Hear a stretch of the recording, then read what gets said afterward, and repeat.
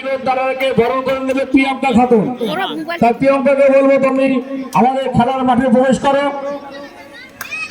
আজকের রেফারি মিলন তারাকে বরণ করে নেবে প্রিয়াঙ্কা খাতুন। ধন্যবাদ প্রিয়াঙ্কা খাতুনকে।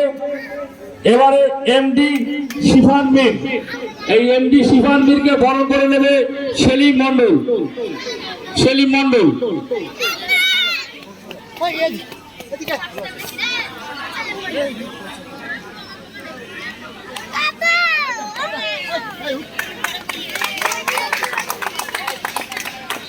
ধন্যবাদ সেলিম মন্ডলকে।